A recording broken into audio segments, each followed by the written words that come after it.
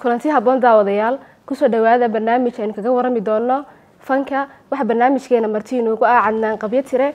waxaana idinla socodsiinaysa oo idin daadihinaysa barnaamijkana Mabsuud Goole kusoo dhawaad Cadnaan barnaamijkeena maanta. Bismillahir Rahmanir Rahim. Mabsuud dhawaad idinkii QTV wad maasantiin waana dhawaad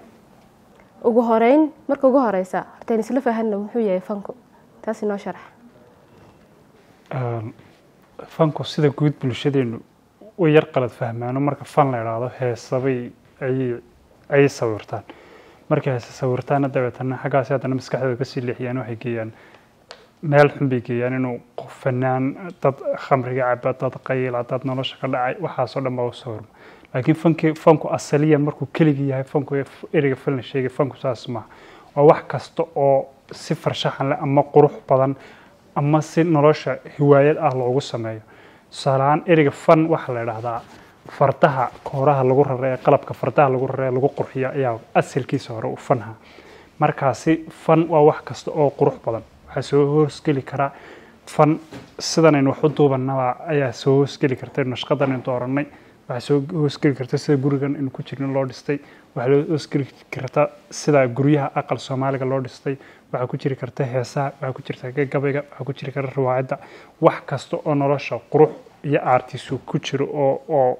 la bedeli karo waxna waa specific oo waxaan la bedeli karin imka chemistry hadan ka hadlayo ama biology ka hadlayo waxaan la bedeli karin laakiin fan waa wax qof kasta intuu si u dhigo laakiin wax qurux badan ka soo saari karo imka background ka dad aragto si qurux badan oo fana baa loo sawiray wax nashqad baa la sawiray qofka la haduu imka loo dhiibo lagu raana nashqada samee inuu dhanka loo dhiga laga yaabo in dhanka kale ka sii qurux badan ta laga yaabo waxa saaf fan leeyahay laakiin bulshadeenu waxay u riixataa xaga kale u riixataa ما ترتاح حرفة فنانيمو هذه شخصية هنا بحسيسي أنا حرفة فنانيمو أنا عن حسين لها وعجرتها كمان كتميستيس يعني حوق حسين لها وعجرتها كلا حبكة فيلم سمين توكله وعجرتها مع صدا كلا هطبع سماية ويفرق بديهن لما سوكوا بكر لكن صدق حاسة إنكوا بدنا ملا يمكن نجاي لو ينتابن كرنا ونقنكر sababta u dooratay kuwaas waxay noqon kartaa qofku warta wuxuu dooranay waxna waa wax qofku noloshiisa ka soo saaro oo noloshiisa ku beeskareeyo oo qoto daruurkiisa kala soo baxo salahan imika inanka kamarada naga duubay wax xirfadan uu barto wax xirfad fana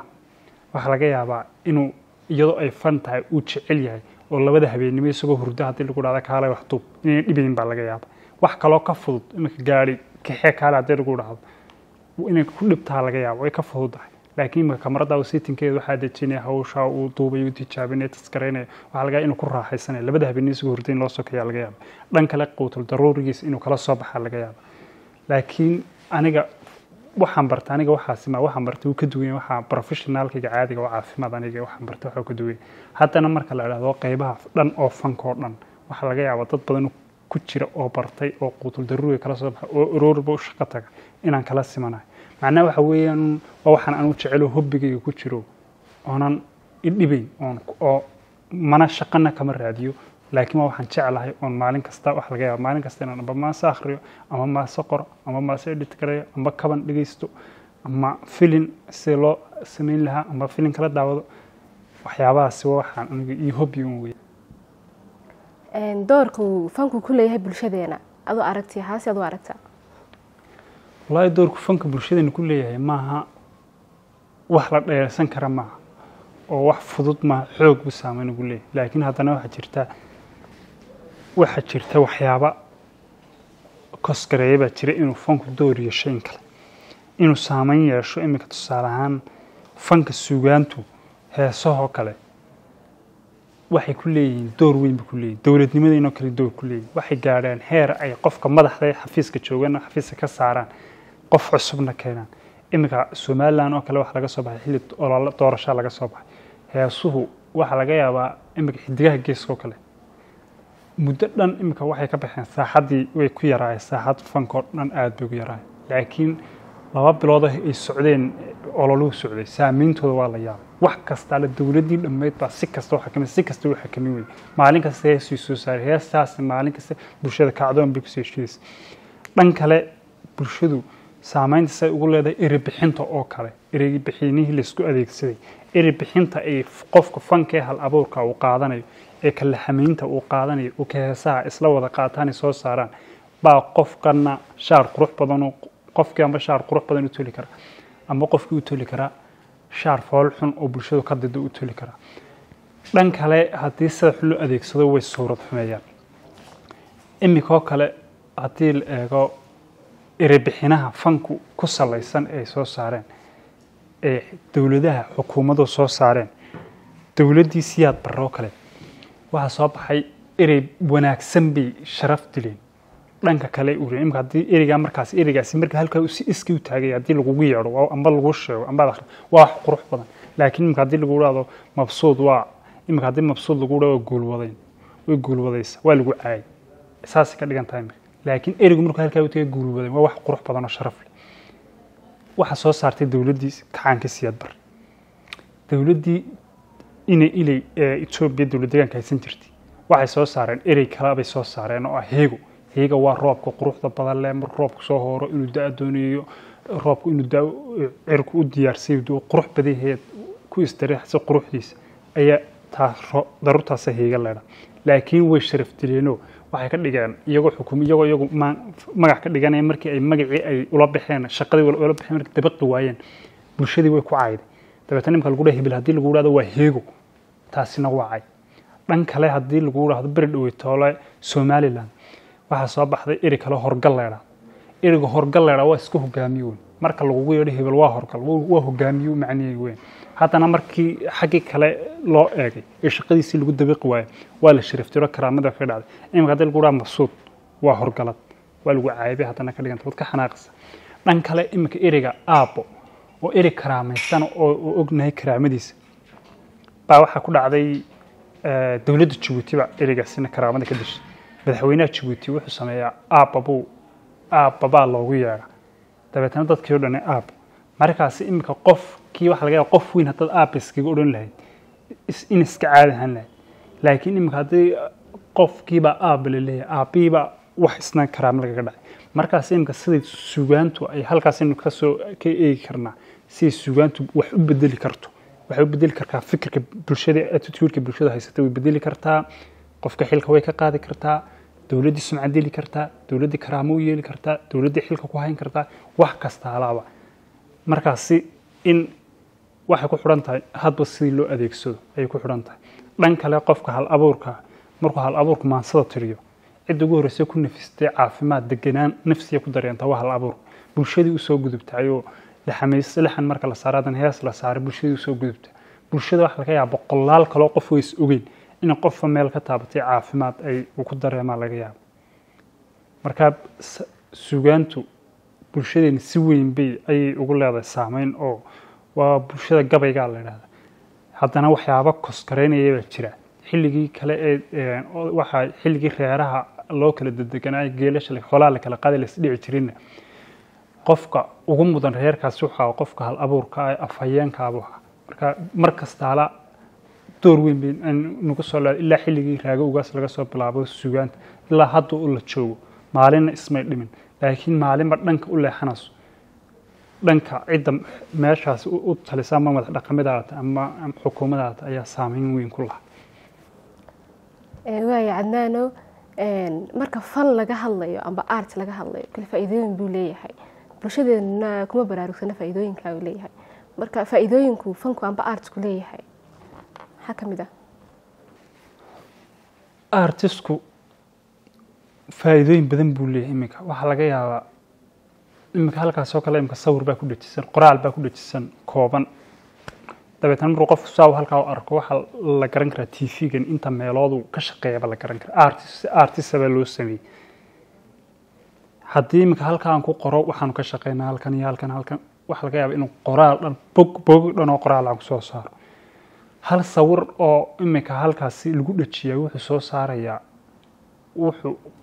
artistku wuxuu soo koobiyaa fariintii oo dhan baad ku soo koobi kartaa marka haddii imika tusaale ahaan matalan artist sawirka oo kale la sawiro waxa lagu soo koobi karaa bog dhan in lagu soo koobi karo ama sheeko dhan hal sawir lagu soo koobi karo ayaa laga yaabaa markaas waxa ugu dhowey artisku sameynaya waxa weeyaan faa'iido ugu badan waxay leeyahay marka sumadda bulshada iyo bulshooyinku kala wada isticmaalaan inaga waxyaabaha heritage ama qadiimiga lagama yaabo wax laga yaabka haddaad samaysato meel heritage ama meel dhaqankii xal lagu kaydiyo haddaad samayso uu qofki kuugu soo galo ood ku tiraa waxaan lama taabto uu yaabay maxaa macnaa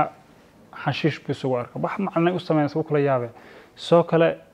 haddii aad ku tiraa wuxuu arkaa waxaan maxaa kugu odhan maxaan u qarash garaynaysaa iskaga howlasa shaqo uga dhiganaysa dunidu saas ma dunida waxyaabahaas oo kale dawladdu waxyaabo asaaska dawladda ka mid tahay in dhaqankeyga iyo heritage-keyga fariinteeda iyo sumcadeeda iyo taariikhdeeda ilaaliso way ka mid tahay inaga aad looma tixgeliyo markaasi artistku kolka la eego inuu bulshada community-kan meesha yaalla uu sum astaan u yahay haddana information buu noqon karaa oo fariinta si yaroo fudud baa loo gudbin karaa iminka matalan artistka imka la sameeyo kale imka isgoyska wadada halkan inagu xigta haddaad eegto waxaa laga hal falaadh baa ku taalla oo sawira la sameeyey halkaa falaadh waxay sheegaysaa in halkan iskuul uu ku yaallo oo marka baabuurka aad wado baa halkaa saas kaaga soo horbaxaysa ilmeer iskuulaa lagu sawiray ka soo baxaya markaa baabuurka waa taxadiraysa goolad weeyaan waa lagu sawir waa taxadiraysa halkan labada baabuur isma dhaafan baa lagu sawir waa taxadiraysa markaasi informationka fariinta ugu weyn buu si yaro fudud artistku gudbin karaa dhalinyarta siduu u caawin karaa fankooda inay muujiyaan halabuurkooda siduu uga caawin karaa horta dhalinyarta iminka wax aniga si ila tahay ma jirto sidaan ognahay dawlad cid kaabas oo dhaqaale ahaan ku kaabas fikrad ahaan ku kaabas ama ku taageeraysa in wax soo saaraan ma jirto marka koowaad horta waxa weeye in qofku hiwaayadiisa ku soo bandhigo marka labaad inuu qofku isagu laftirkiisu nafisaad ku dareemo waayo waxa gudaha ku jira markaad samayso nafisaad ba dareemaysa iminka haddaad maskaxdaada maansa ku jirto ood maansaday culus waxaad dareemaysaa nafisaad badan ba dareemaysa garbaaga culus ka degay ba dareemi karta haddaad qoraal kugu jiro fariinaad qoris leedahay fariinta qorto sidoo kale haddaad sawir is leedahay sidoo kale filin samee haddaad is leedahay sidoo kale labadaa qodob marka laga yimaado hore qofku qodobka saddexaad baa 50-50 inuu dhaqaale ku helay iyo inuuna ku helinba way dhici karta inta badanna inaga dadka artistka sawira oon labadii sane ugu dambeysaan caadi la shaqaynayay kama helaan dadka ugu badan ee wax ka iibsada waxa weeyaan dadka forumka inoo yimaada qurba joogta Soomaaliya ka sii noqos ama dadyoga kale ee ajnabiga inoo yimaada dadkaas qiimeeya dadkaasina caqabad waxa weeyaan maadaama ay safar dheer la galayaan ma qaadan karaan wixii kama qaadan karaan markaa way yartahay inaad mobilkaasi ses like in aad artist ka dhigto la qaadan karana waa caqabad kaloo iyaduna adag kii weynaay ee blairkan leekaana in isagana la qaato isna waa hawl kale oo waxa qofkii u qaadi karo la safri karo diyaarad bala saarayayo cargo wala saarayayo waad garanaysaa diyaaraddu waa la tuuraa markaa halkaasi nama geli karayo markaa bulshadeena qofkii kuma ixtiraamayso markaa way ku yartahay inay dhaqaale ahaan kala soo baxaan oo xoog bay u yartahay laakiin labadaa qodob ee horeba qofku uu sacaadiga uu noloshiisa ula joogteen karo si joogta u sameyn karo imika heesaha filmadan iyo farshaxanadan kale la sameeyaba sidee bay uga qayb qaadan karaan bad isleedahay kobcinta dhaqankeena wallahi dhaqankeena horta hal abuurku badna qofna markuu waxaan sameynayo samee bay ka tahay iska samee waxaan waad leedahay samee qof waxay ku tahay waxaan waad leedahay samee magacaad ka heshid qof kale waxay ku tahay qofkan ku dhaliil ama waxaan ku xumee ama xukuumadan ku cay ama qofkan kale ku cay ama saasi ka tahay ama institution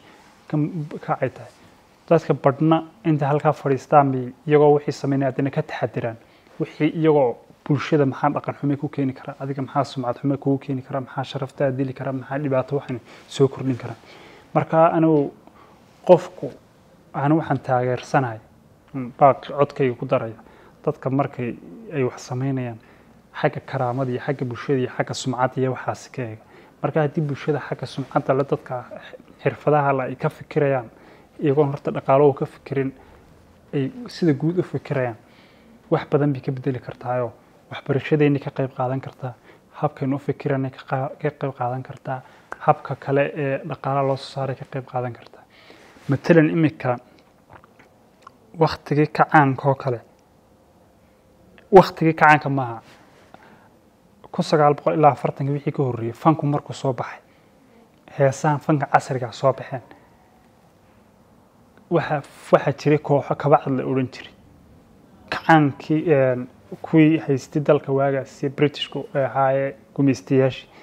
baa dadka u suurad xumeeyay askarta baa dhar cad xirin jirtay sida taariikhu ay soo wariyaan inkastoo wax cad oo la qoray xilligaas si haddana la soo wariyo sumcad xumo baa laga dhigay xilli kale xilligii fanku soo bulaalay ee dawladuhu ay soo baxeen dawladdu waxay samaysay meelo kalaabiya dadka meelaha kalaabiyada wala iskaga heesi jiray wala iskaga tuman jiray waa wax laga yaabaa inantu inta halka gasho inay waqti ayna xaafadooda arag dabeetana fanki wax laga soo qaaday meel xum oo fool xum baa laga soo qaaday waqtigaas hadii fanka laga dhigi lahaa meel qurux badan oo karaamaysan oo sumcad leh oo akademiyad leh oo dadku u sameeyeen oo laga qashaafay fanku heerka ma soo gaaray waxa laga yaabaa in inanta loo arko imka inanta fanka gasha inoo arko inan dhimatay inan de si walba dhan walba marka laga eego nolosha seegtay loo arko hadii xilligaasi laga bedeli lahaa fikirkaasi la toosin lahaa oo laga dhigi lahaa qof soo qofku jaamacad ka soo baxay imka waxa jira dhalinyaro badan oo kabanka tuma baa jira waxa laga yaabaa qaarkood in jaamacadaha dhameeyay qaarkood heerka labaad jaamacad jiraan qaarkood jaamacado ka yihiin lecture ka yihiin qaarkood iskuul ka yihiin kabanka iska tuntaan bilwad ma le dhibaato kale ma le iyaga iska nifsa kama raadiyaan wax waad arki kartaa hargeyso kale bulaalka fanka ee waliba qaybta kabanka quruxda imka uu ka dib u soo noqdo arki kartaa dhalinyarta magaalada intii magaalada Koorneega bun iyo caw geystaan doog halkaas ka xayaaday fanka waagaas oo kale hadii sida loo sameyn lahaa fanka uu qurux badnaan lahaa laakiin waa la suuradilayo marka qof cuno balwadista qof qaad cunaya sigaar cabaya adoona khamri cabaya waxay doonaan sameeyaan rag iyo dumar 90 ka isku maran guriga isla degan la arko fanku wuxuu ahaa xilligaas soo markaan waxaan qabaa qolada fanku hadii xagga wanaagsan laga eego la taageero inuu wax wanaagsan bulshada wax dhan kasta bulshada oo xagga fikirkeedu ka mid yahay u qaaday baan u qabaa